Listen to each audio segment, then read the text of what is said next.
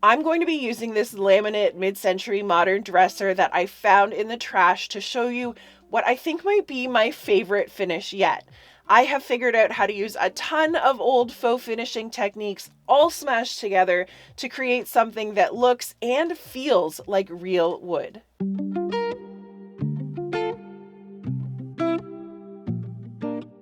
Last week, I completely dismantled a mid-century modern dresser that was too far gone to salvage, and this week I'm going to be working on its matching chest of drawers.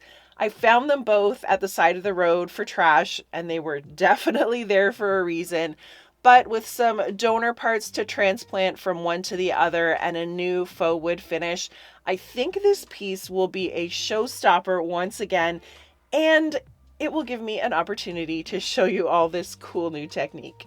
The body of this dresser is laminate over hardboard and a wood frame, and it's in really rough condition, so it's the perfect canvas for me to experiment on.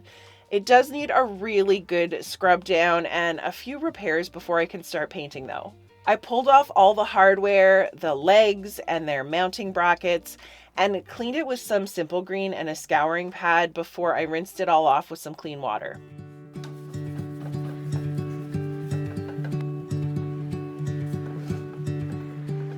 Just like the top of its matching dresser, this top is almost completely detached, so I got some wood glue in there and then I nailed it all down to the wood frame underneath.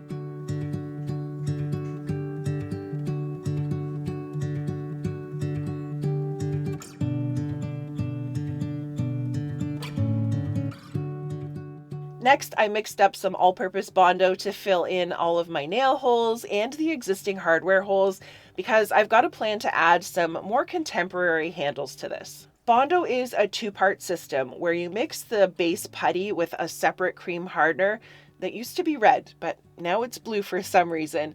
And once you mix those two components together, they cause a chemical reaction that allows it to dry really quickly and rock hard. After about 20 minutes, all of the patches were nice and solid, and I was ready to sand them smooth.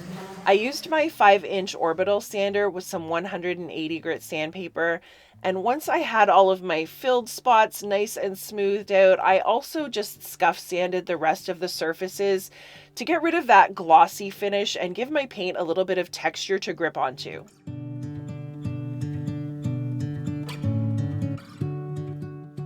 I cleaned up all of that sanding dust with a clean microfiber cloth, and then I was faced with the unfortunate reality that even though I cleaned it really well, this thing stinks.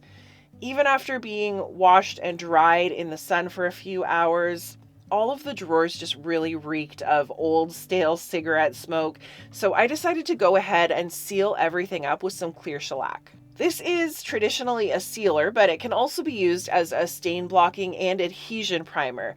It's almost completely foolproof and pretty much guaranteed to block any kind of stain or odor that you're having trouble with. I poured some out into a little paint tray and tried to use a foam roller to get it onto some of the larger flat surfaces, and then I just filled in all of the smaller spots with a little chip brush. When you're using this for odor blocking especially, you want to make sure that you get a coat onto every single surface. So I did this entire dresser inside and out.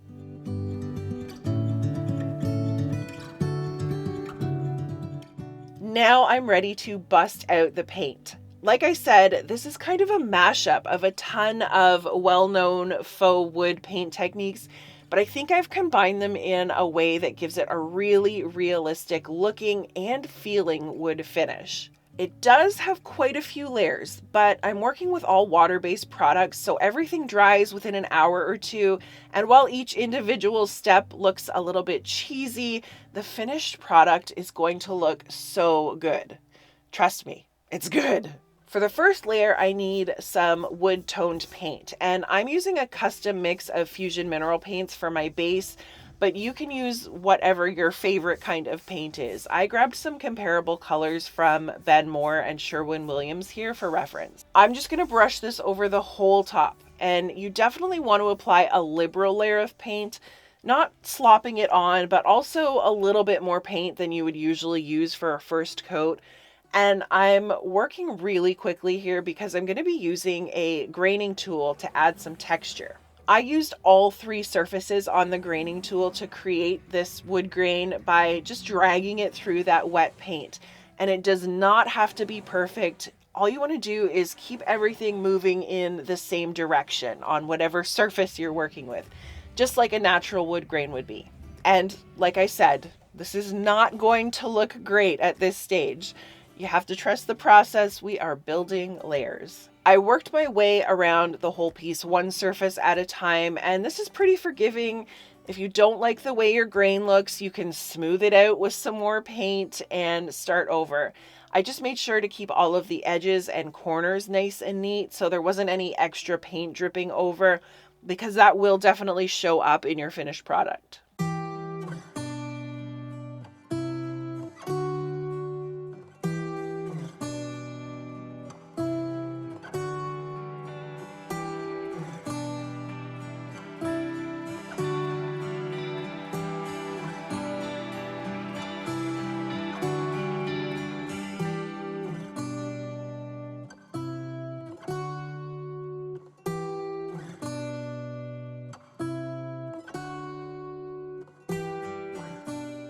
I did keep a shop towel with me too, just so that if I had too much paint built up in my graining tool, I could just tap it out on the towel.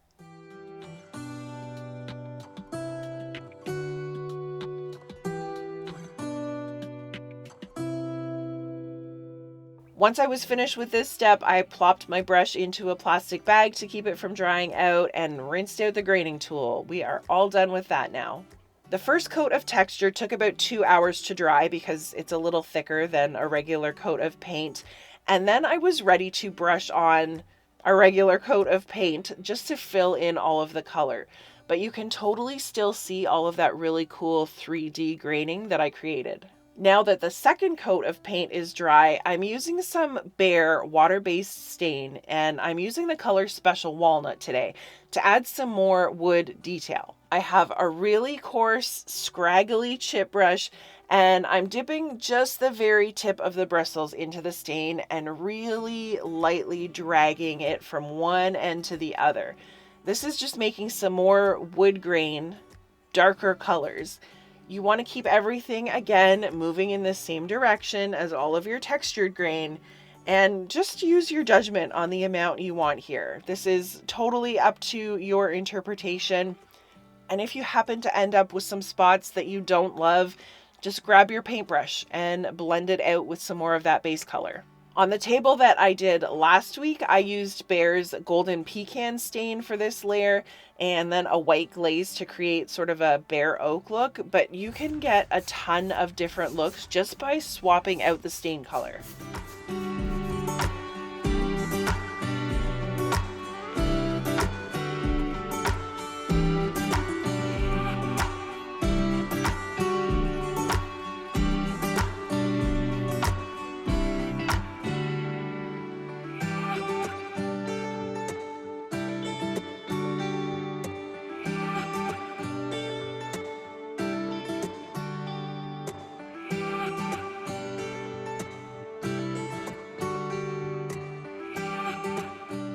This layer will need another hour or so to dry before the next layer, which is more of the exact same Behr stain.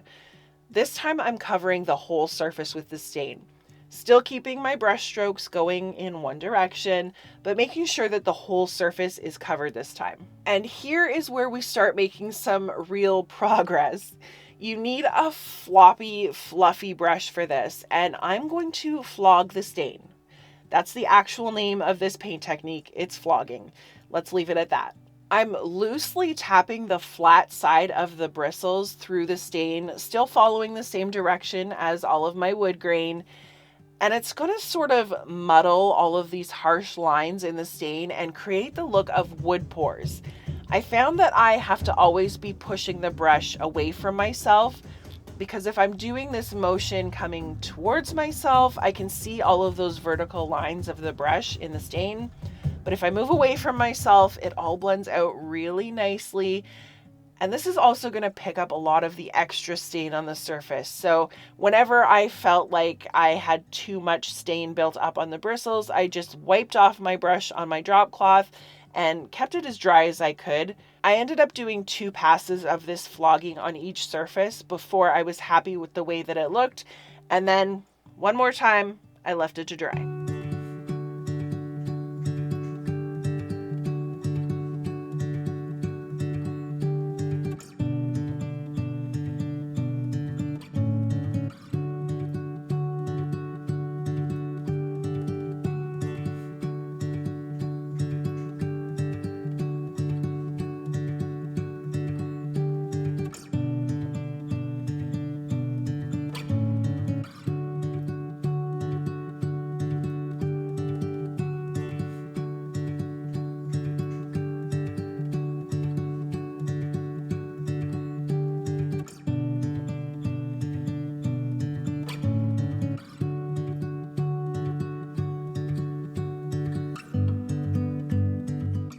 I was really liking the way that this looked, so I stopped here, but you could totally add another stain color or a white or tan glaze with the same flogging technique on top if you wanted to keep going, but I think this one is ready for some top coat.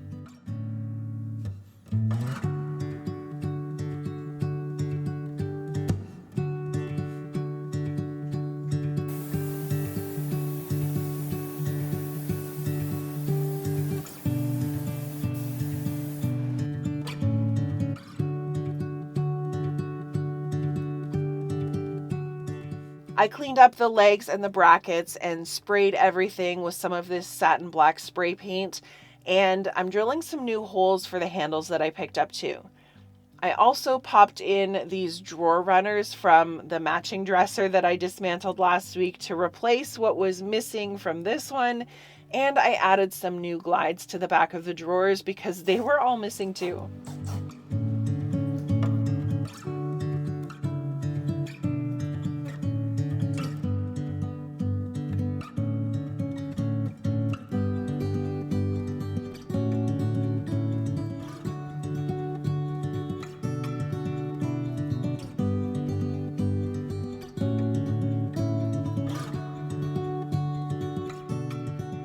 If you're wanting a wood look, but your furniture is made of laminate or some really cheap thin veneer, I think this painted look is a fantastic option to try out. Remember that you can practice any or all of this on a scrap piece of wood or even cardboard, and don't be afraid to play around with the colors to get a look that you'll love. Have a great week, and I'll catch you all next time.